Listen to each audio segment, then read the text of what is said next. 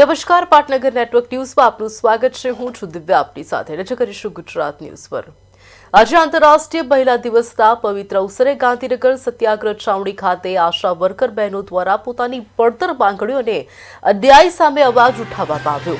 મહિલા સશક્તિ સેના નેજા હેઠળ મોટી સંખ્યામાં એકત્ર થયેલી આશા વર્કર બહેનોએ સરકાર વિરોધી સૂત્રોચ્ચાર સાથે પોતાની નારાજગી વ્યક્ત કરી।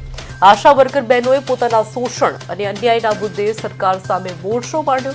બહેનોએ હાથમાં બેનરો લઈને કાળી પટ્ટી ધારણ કરીને ભારે વિરોધ પ્રદર્શન કર્યું।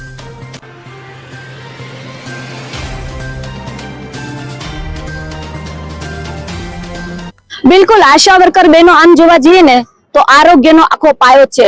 એસી ઓફિસમાં બેસીને જેટલી આરોગ્યની નવી યોજનાઓ બહાર પાડે છે એ બહાર પાડવી સહેલી છે, પરંતુ ટાર્ગેટ ઉપર ટાર્ગેટ અને લાગુ કરવા માટે રાત દિવસ 45 ડિગ્રી તાપમાનમાં પણ દોડવાવાળી, વરસાદમાં પણ દોડવાવાળી આ આશા વર્કર અને આશા ફેસિલિટર બેન છે। પછી આરોગ્યમાં આયુષ્યમાન કાર્ડ હોય, મા અમૃતમ કાર્ડ હોય, માતા મરણ અટકાવવું, બાળ મરણ અટકાવવું, પોલિયો મુક્ત પણ આ બહેનોએ કર્યું। કોરોના વોરિયર્સ બની અને એ લોકોએ જીવ પણ જોખમમાં મૂકીને જીવ આપે। WHO આશા વર્કર બહેનોનું સન્માન કર્યું અને એમ લોકોને એવોર્ડ આપીને નવાજ્યા।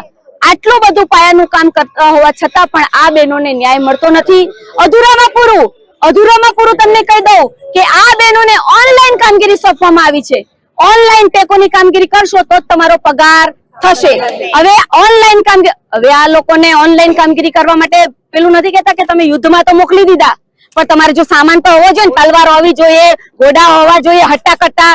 તો આ લોકોને યુદ્ધના મેદાનમાં મોકલી દીધા કે જાઓ ઓનલાઈન કામગીરી કરો, પણ કોઈ સાધન આપ્યા વગર। તો લડત લડવા માટે કઈ સરસામાન તો જોઈએ કે નહીં? તો મોબાઈલ જેવી મામૂલી માંગણી અમે કરી, એ પણ આપવા માટે તૈયાર નથી। હવે અદાણી અંબાણી તો